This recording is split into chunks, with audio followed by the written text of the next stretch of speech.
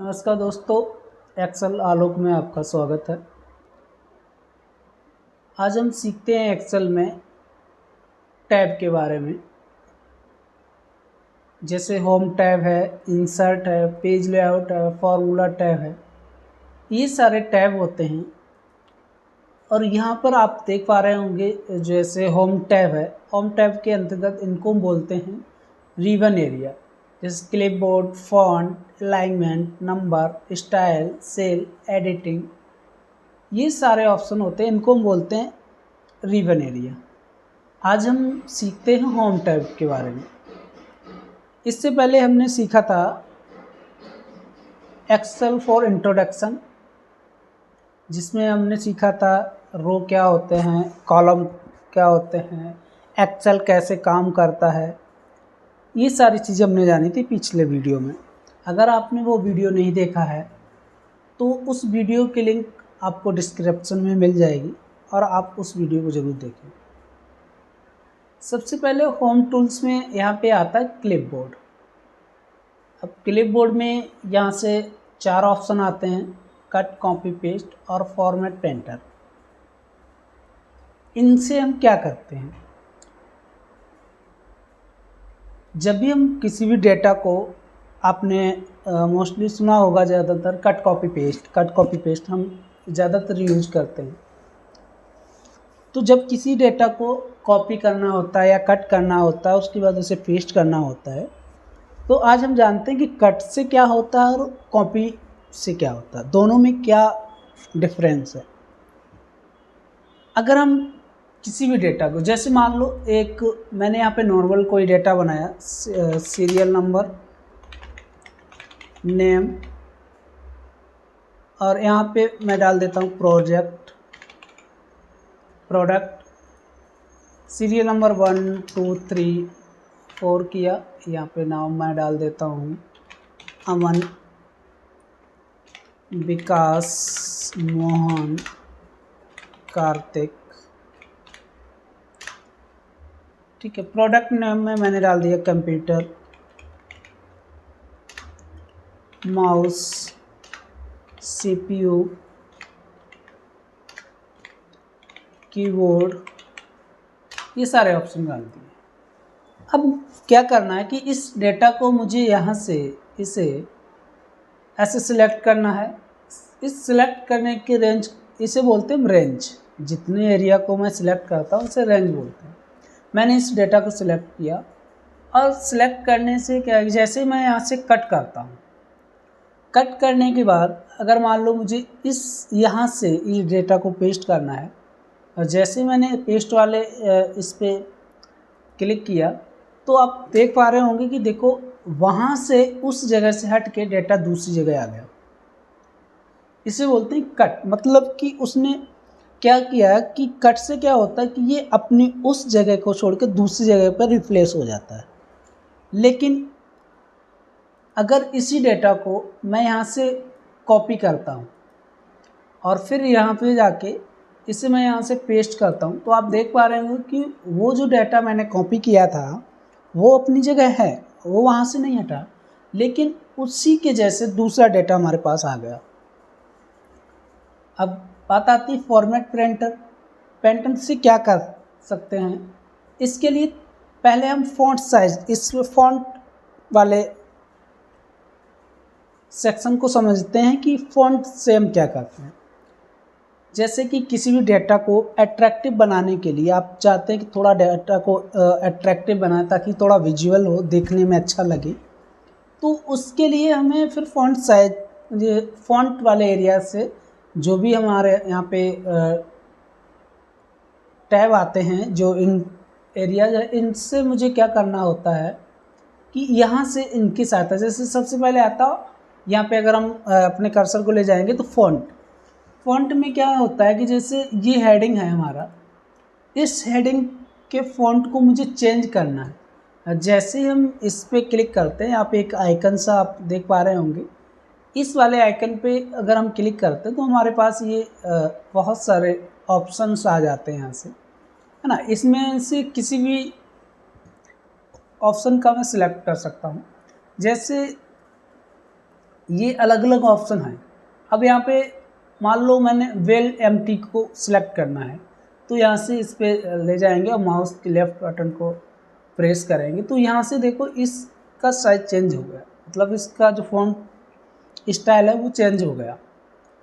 फिर इसमें ऑप्शन आता है यहाँ पे बोल्ड का, अगर इसे अभी ये क्या है कि थोड़ा पतला दिख रहा है, अच्छा नहीं, तो इसे बोल्ड करना है तो यहाँ पे सेम सेलेक्ट करना है तो और हाईलाइट हो जाएगा और अच्छे से दिखने लगेगा। या आपको इसे इटैलिक करना है, थोड़ा और स्टाइल दिखाना, तो यहाँ से इटैलिक कर सकते हैं। इसके नीचे अंडरलाइन लाना है, तो जैसे अंडर, या तो हम इसमें शॉर्टकट भी यूज कर सकते हैं, कंट्रोल यू अगर करेंगे तो हम यहाँ से कीबोर्ड से भी इस अंडरलाइन लगा सकते हैं। जैसे ही हमने अंडरलाइन पे क्लिक किया तो हमारे पास दो ऑप्शन आते हैं, एक तो अंडरलाइन है, एक डबल अंडरलाइन। अगर मुझे इस तरह से यहाँ पे नेम के नीचे डबल अंडरलाइन करना है तो मैं क्या करूँगा कि इसे सिलेक्ट करूँगा डबल अंडरलाइन को। अब मैं अभी यहाँ से नहीं चाहिए तो यहाँ से इसे हम ऐसे करेंगे और इस वाले ऑप्शन से हटा देंगे। इसके बाद आता है यहाँ पे इसी में फ़ॉन्ट साइज। अगर मुझे किसी भी फ़ॉन्ट के साइज को चेंज करना है, जैसे इस साइज को अभी मुझे बढ़ाना है, बहुत बड़ा करना है, तो यहाँ से इसे हम इस तरह फ़ॉन्ट साइज पे जाके थोड़ा इस साइज को बढ़ा देंगे। जो भी नेम वाला सेक्शन है, प्रोडक्ट है, इसे हम बढ़ा देंगे। या मुझे यहाँ से कम करना है तो या तो हम यहाँ से भी कम कर सकते हैं, नहीं तो हमारे पास यहाँ से ऑप्शन आता है राइट हैंड साइड में, आप देख पा रहे होंगे इंक्रीज फॉन्ट। अगर जो मुझे इंक्रीज करना तो और यहाँ से इंक्रीज कर, और इसी के फिर बगल में आप देख पा रहे होंगे राइट हैंड साइड में डिक्रीज फॉन्ट, मतलब इसे अगर मुझे छोटा करना है तो यहाँ से हम इसे छोटा कर सकते हैं। इसमें फिर ऑप्शन आता है अगर मुझे यहाँ से इसे और कलर वगैरह करना तो यहाँ से हम इस वाले ऑप्शन पे जाएंगे कलर फिल पे, और जैसे थीम्स यहाँ पे कलर फिल पे जाएंगे तो यहाँ से अलग अलग कलर आते हैं। जैसे मान लो मैंने ये वाला कलर दे दिया यहाँ से हेडिंग को, और इसके फॉन्ट साइज को अगर मुझे चेंज करना तो यहाँ से जाएंगे फॉन्ट कलर पे।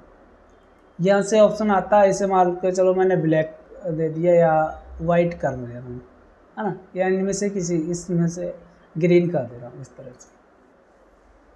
तो ये इसका फॉन्ट साइज और कलर वगैरह हमने यहाँ से चेंज कर दिया। फिर आता है यहाँ पे बॉर्डर लगाना, क्योंकि किसी भी डेटा में बॉर्डर बहुत ही ज़रूरी होता है। कि अभी आप देख पा रहे हैं कि डेटा उतना अच्छे से नहीं दिख पा रहा है हमारा, तो इस डेटा को हम यहाँ से सिलेक्ट करेंगे, या तो माउस से ऐसे लेफ़्ट बटन प्रेस करके इसे सिलेक्ट कर सकते हैं, नहीं तो कहीं पे भी इस डेटा में ऐसे हम रखेंगे अपने कर्सर को और कंट्रोल के साथ ए प्रेस करेंगे। जैसे हम कंट्रोल के साथ ए प्रेस करेंगे तो उस डेटा को सिलेक्ट कर लेगा। यहाँ से बॉर्डर पे हम क्लिक करते हैं तो हमारे पास कई सारे नाम यहाँ से आ जाते हैं, लिस्ट एक आ जाती है। जैसे सबसे पहले आता है बॉटम बॉर्डर। अब मुझे इसमें क्या है कि बॉटम बॉर्डर देना है, तो देखो आप यहाँ पे देख पा रहे होंगे नीचे इसमें बॉर्डर आ गया। या मैं यहाँ से सिलेक्ट करता हूँ, मैंने कहा टॉप बॉर्डर हो जाए तो टॉप पे भी हो गया, है ना। इसी तरह से इसमें और भी ऑप्शन है, अगर मुझे लेफ़्ट हैंड साइड में बॉर्डर लगाना तो लेफ़्ट हैंड साइड में, राइट हैंड साइड में लगाना तो नहीं लगाना, अगर कोई भी बॉर्डर नहीं लगाना तो मैं नो बॉर्डर करूँगा। तो अभी आप देख पा रहे होंगे जैसे हमने यहाँ पे बॉटम और टॉप पे बॉर्डर लगाया था और नो बॉर्डर पे क्लिक किया तो हट गया। यहाँ से फिर मैं क्या करता हूँ कि मुझे अगर ऑल बॉर्डर देना तो इस पर ऑल बॉर्डर देंगे, तो आप देख पा रहे होंगे कि ये इसमें ऑल बॉर्डर हो गया, है ना। और भी ऑप्शन आते हैं आउटसाइड बॉर्डर। अब इससे क्या होता है, जैसे मान लो मैंने इतना एरिया सेलेक्ट किया और इसे सिलेक्ट करने के बाद मैं यहाँ पे गया, मैंने आउटसाइड बॉर्डर पे क्लिक किया, तो आप देख पा रहे होंगे कि ये केवल आउटसाइड, मतलब उस डेटा के बाहर तो बॉर्डर आ जाएगा बट अंदर नहीं आएगा, है ना। या फिर मैं इस एरिया को और सिलेक्ट करता हूँ। यहाँ से सिलेक्ट करने के बाद मैंने क्या किया, यहाँ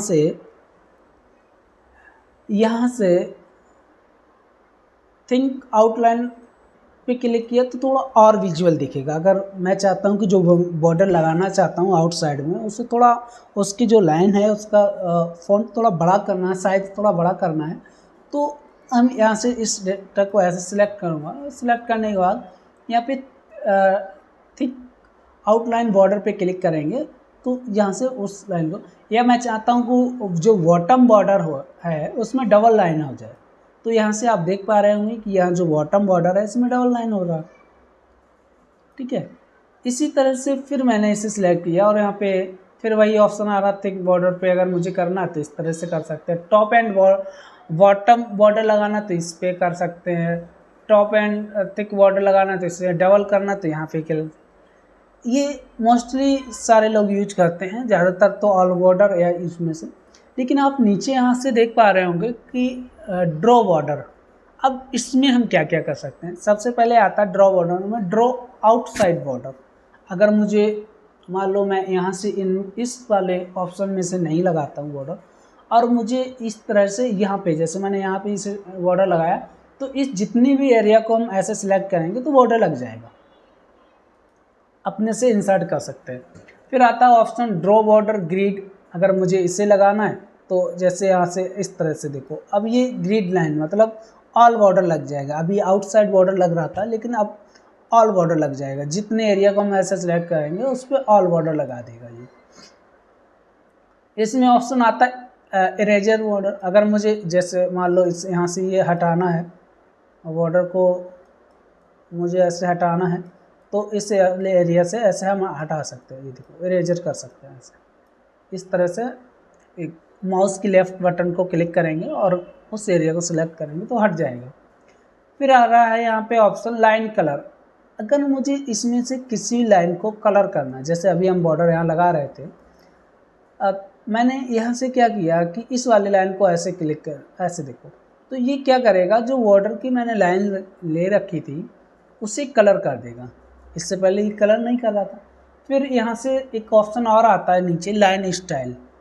अब इसमें क्या होता है कि हमारे पास बहुत सारे ऑप्शन आ जाते हैं। ऐसे लाइन की जो स्टाइल है उसे हम चेंज कर सकते हैं। मान लो किसी भी डेटा को मुझे इस तरह से बनाना है, मैं चाहता हूँ डबल लाइन आए और वो कलर के साथ आए, तो यहाँ से देखो ये मैंने ऐसे किया है ना, यहाँ से इस तरह से, ये देखो इस तरह से मैं इस डेटा को ऐसे चेंज कर रहा हूँ। तो यहाँ से अब सारे बॉर्डर जो आ गया वो डबल लाइन आया, कलर के साथ हुआ, तो यहाँ से हम इंसर्ट कर सकते हैं। इसके बाद आता है मोर बॉर्डर। अगर हम इस पर क्लिक करते हैं तो जैसे ही हम इस पर क्लिक करते हैं हमारे पास फॉर्मेट सेल का ऑप्शन आ जाता है। मतलब हम उस सेल में क्या क्या फॉर्मेट कर सकते हैं। इसमें बॉर्डर में ये हम नेक्स्ट वीडियो किसी में पढ़ेंगे, ताकि आपको एक अच्छे से हम समझा सकें कि बॉर्डर क्या है। तो इसमें अभी हम ज़्यादा कुछ नहीं करेंगे। अब यहाँ पे आई होप आप ये सब समझ पाए होंगे कि कैसे हम बॉर्डर लगाते हैं, है ना, कैसे बोल्ड करते हैं, इटैलिक करते हैं।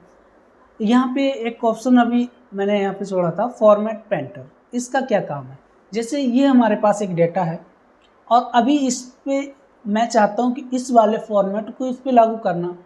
इससे पहले मैं बॉर्डर में गया, ये सब किया, मुझे अभी इसमें ये सब नहीं करना है। बस क्या करना है कि इस डेटा को सिलेक्ट किया और इस पर क्लिक किया, और इस पर क्लिक करने के बाद ऐसे इस पर क्लिक किया, तो आप देख पा रहे होंगे कि जो भी मैंने यहाँ से लिया, जैसे हेडिंग का देखो, अब आप यहाँ पे नीचे आ गया हेडिंग, क्योंकि मैंने यहाँ से इसे सिलेक्ट करके इस पे किया, है ना।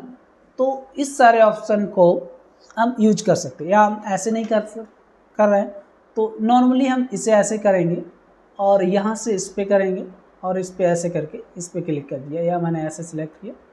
तो देखो यहाँ से इस वाले डेटा को हम इस तरह से बना सकते हैं। जैसे मैंने इसे सिलेक्ट किया, सिलेक्ट करने के बाद ऐसे कर दिया, देखो तो सेम जो यहाँ फॉर्मेट था वही फॉर्मेट इस वाले डेटा पे लागू हो गया। इसके बाद ऑप्शन आता है अलाइनमेंट। बहुत ही इम्पोर्टेंट टॉपिक है ये। अलाइनमेंट में हमारे सबसे पहले आता है यहाँ से टॉप अलाइनमेंट, फिर आता हमारा मिडिल, इसके बाद आता हमारा बॉटम। आपने ये पढ़ा होगा लेफ़्ट, सेंटर, राइट, इस सारे अलाइनमेंट को हम यहाँ से सीखते हैं। और इसमें आता है रेप्टेक्स मर्चेंट सेंटर, इसे हम आगे बात करेंगे। अब अलाइनमेंट का क्या होता है, जैसे अभी हम थोड़ा क्या करते हैं कि इसको ना इस तरह से हम बढ़ा लेते हैं, माउस के लेफ़्ट बटन को क्लिक करके इन रो के साइज को हम थोड़ा ऐसे कर लेते हैं। अभी इस डेटा को मैंने क्या किया कि इसे ऐसे सिलेक्ट किया, सिलेक्ट करने के बाद मुझे टॉप पे ऐसे रखना है और या इसे टॉप पे ले जाना तो यहाँ करेंगे, या मुझे मिडिल में रखना और सेंटर पे रखना। तो देखो अब ये डेटा देखने में थोड़ा अच्छा लग रहा है, आप इसे देख रहे होंगे, इसे देख रहे होंगे, दोनों में से ये डेटा ज़्यादा अच्छा लग रहा है देखने में, विजुअल है थोड़ा। इसी में ऑप्शन आता है ओरिएंटेशन का। अब क्या होता है, सॉरी यहाँ पे एक नाम गलत हो गया था, अमन।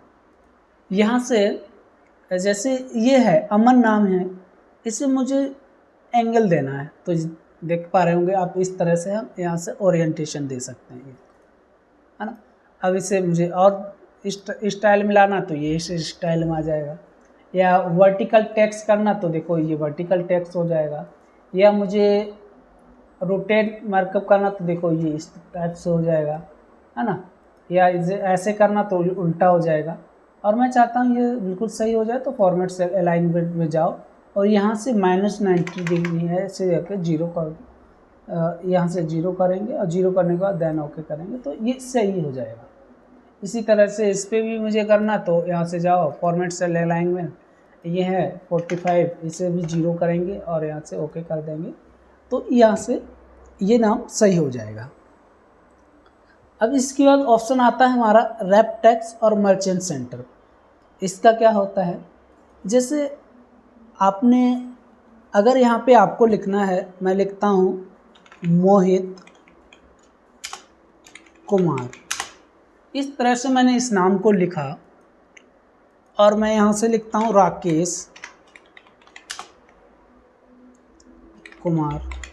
मैं चाहता हूँ कि ये जो मोहित और कुमार और राकेश कुमार लिखा, तो इसमें क्या हो, जो कुमार है इस मोहित के नीचे आ जाए। तो इसके लिए हम क्या करेंगे कि रैप टेक्स्ट का इस्तेमाल करेंगे। जैसे ही हम इस पर क्लिक करेंगे और एक मिनट, इस वाले सेल को थोड़ा सा ऐसे करेंगे या और छोटा करेंगे, यहाँ से इसे हम ऐसे कर देंगे, तो आप देख पा रहे होंगे कि यहाँ से ये जो मोहित कुमार है वो यहाँ से इसके कुमार इसके नीचे आ गया। अब ये तभी काम करेगा जैसे किसी भी सेल, मैंने यहाँ पे दोबारा से लिखता हूँ राकेश सिंह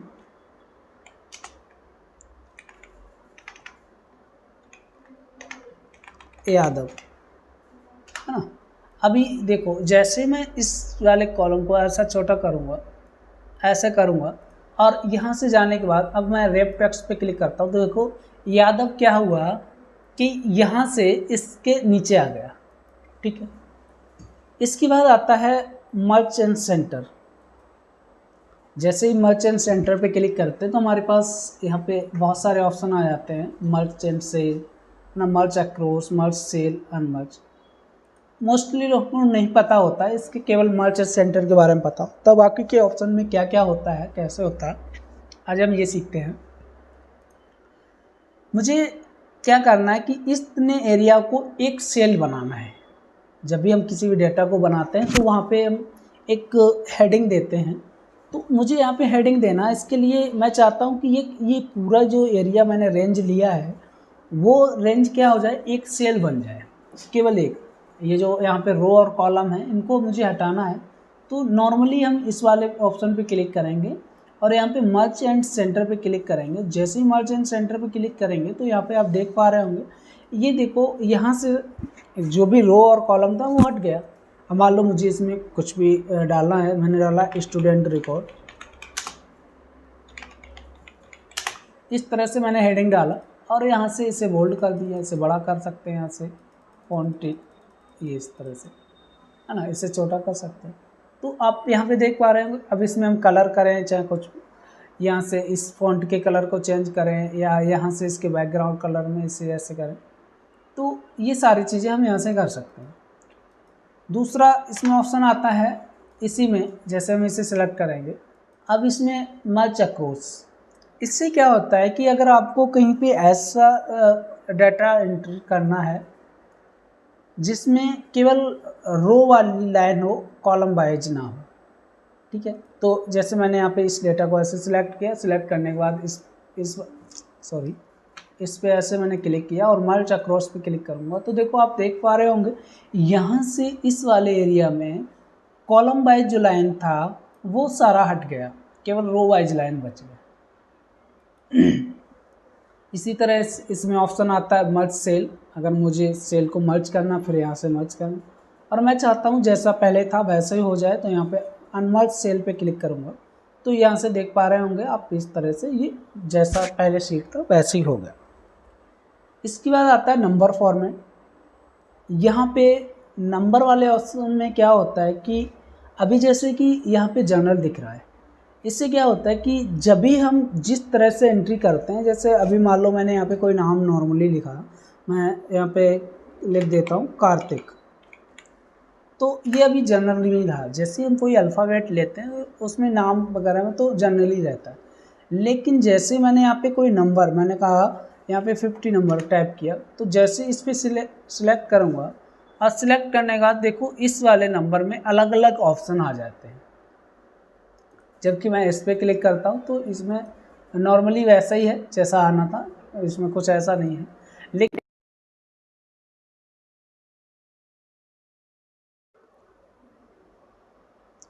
तो यहाँ से अब अलग अलग ऑप्शन जैसे जनरल है, नंबर है ना, तो नंबर पर हम क्लिक करेंगे तो इस तरह से आ जाएगा और इससे फिर मैं चाहता हूँ कि जनरल ही दिखे तो यहाँ से जनरल वाले ऑप्शन पे क्लिक करेंगे तो ये नॉर्मल हो जाएगा। ठीक, इसी तरह से अगर मुझे यहाँ से क्या करना है कि करेंसी फॉर्मेट में चेंज करना, तो आप देख पा रहे होंगे यहाँ से करेंसी फॉर्मेट में यहाँ पे और ऑप्शन आता है अकाउंट नंबर फॉर्मेट। अगर मुझे इसमें से दूसरा किसी करेंसी फॉर्मेट को लगाना है, जैसे डॉलर है ना, तो यहाँ से डॉलर साइन लगाना तो इसमें हम इस तरह से डॉलर साइन लगा सकते हैं। या इसी फॉर्मेट को मुझे ना यहाँ से अकाउंट फॉर्मेट में ना रख के शॉर्ट डेट, मतलब एक छोटा डेट बनाना है तो यहाँ से इस तरह से शॉर्ट डेट में इसे कन्वर्ट कर सकते हैं। या मैं यहाँ पे नॉर्मली कोई डेट लिखता हूँ, जैसे मान लो मैंने लिखा 20/04 और यहाँ से 2001 किया है ना। अभी इस वाले ऑप्शन पे जैसे क्लिक करते तो देखो ऑटोमेटिकली इसने वहाँ पे ऑप्शन आ गया डेट फॉर्मेट कि ये डेट फॉर्मेट है। इसी तरह से यहाँ पे ऑप्शन आता है, इसे अगर हम लॉन्ग डेट में बनाना चाहें तो इसे इस तरह से लॉन्ग डेट में कन्वर्ट कर सकते हैं, है ना। डेट एंड टाइम अगर जैसे मैं यहाँ पे लिखता हूँ कोई भी टाइम मैंने नॉर्मली लिखा इस तरह से, तो अभी इस पे जैसे हम क्लिक करते हैं तो देखो कस्टम वाले ऑप्शन में आ गया ये, क्योंकि कस्टम हमने यहाँ पे कर रखा। अब यहाँ पे टाइम वाले ऑप्शन पे देखो टाइम ऑटोमेटिकली टाइम वाले ऑप्शन में शो होने लगा। इसी तरह से आगे भी ऑप्शन आता है परसेंटेज का, अगर साइन कहीं लगाएंगे या मुझे खुद से लगाना तो यहाँ से हम परसेंटेज साइन लगा सकते हैं। फ्रैक्शन करना तो इस तरह से इस तरह से लिख सकते हैं, या साइंटिफिक लिखना तो ये इस तरह से लिख जाएगा। अब मान लो इस तरह का फॉन्ट है मेरे पास, मैं ऐसे चाहता हूँ कि जनरल नंबर बनाना, तो देखो आप यहाँ से जनरल नंबर बना देंगे, इसे इस तरह से लिख देंगे।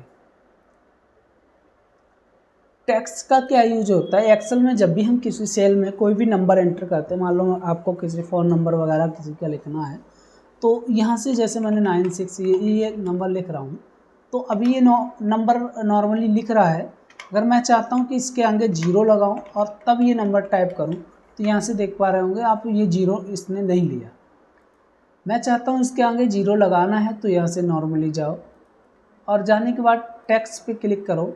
अब टेक्स्ट पे क्लिक करने के बाद मैं यहाँ पे चाहता हूँ कि अब इस तरह से ये 0 लग जाए, तो आप देख पा रहे होंगे यहाँ से ये इसने एंट्री कर लिया 0। आई होप आप ये समझ पाए होंगे कि हम नंबर से क्या करते हैं। या मान लो जैसे मैंने कोई भी डेटा बनाया, आपने देखा होगा कि नॉर्मली एक मैं एंट्री करके दिखा रहा हूँ। यहाँ से मैंने सीरियल नंबर ले लिया, इस तरह से प्रोडक्ट नेम ले लिया, क्वांटिटी ले लिया,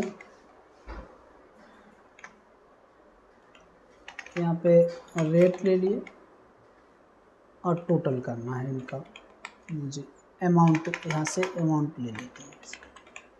इस तरह से मैंने एक सीरियल नंबर मैंने 1 डाला, प्रोडक्ट नेम में मैंने शुगर डाल दिया यहाँ से। अब क्वांटिटी मान लो 20 है और रेट इसका है 45, ठीक। नॉर्मली मैं यहाँ से करता हूँ, इस वाले को मैंने किया मल्टीप्लाई किया इससे, तो अभी ये अमाउंट आ गया, ठीक है। लेकिन क्वांटिटी में यहाँ पे आप देख पा रहे हैं कि 20 लिखा है, ये नहीं पता चल रहा है कि केजी है, लीटर है या पीस है, क्या है। मान लो मुझे यहाँ से केजी इसके पीछे लगाना है, जैसे मैंने यहाँ पे केजी लगाया और एंटर किया तो यहाँ से देख पा रहे होंगे आप वैल्यू आ गया। मैं चाहता हूँ कि ऐसा ना हो, तो इसके लिए क्या करना है, नॉर्मली आप यहाँ से जाएं, ऐसे मैंने 20 क्लिक किया और यहाँ से जाने के बाद कस्टम यहाँ से ऑप्शन पे जाएं और इस वाले ऑप्शन पे जाके कस्टम पे जाएं। कस्टम पे जाने के बाद यहाँ से जनरल हटा दें और जनरल हटाने के बाद यहाँ पे शिफ्ट के साथ 3 नंबर प्रेस करें, हैच डबल कोटेशन, यहाँ से लिखें केजी, फिर डबल कोटेशन और यहाँ से इसे ओके कर दें। तो जैसे मैंने यहाँ पे इसे किया देखो केजी लग के आ गया, लेकिन पहले वैल्यू आ रहा था, अब नहीं आ रहा है। तो यहाँ से इस तरह से ये चेंज हो जाता है। अगर मुझे लीटर करना तो लीटर कर सकते हैं इसी तरह से। दोस्तों यहाँ तक तो ये नॉर्मली था, कुछ ऐसा नहीं था इसमें, लेकिन आगे का जो भी है जैसे कंडीशन फॉर्मेटिंग है, फॉर्मेट टेबल है, इसमें थोड़ा सा अलग है। तो इसके लिए हम एक अलग से वीडियो बनाएंगे जिसमें आपको हम डिटेल वाइज समझाएंगे। आज के लिए इतने। अगर आपको ये वीडियो अच्छा लगा तो इसे लाइक करें, सब्सक्राइब करें। धन्यवाद दोस्तों।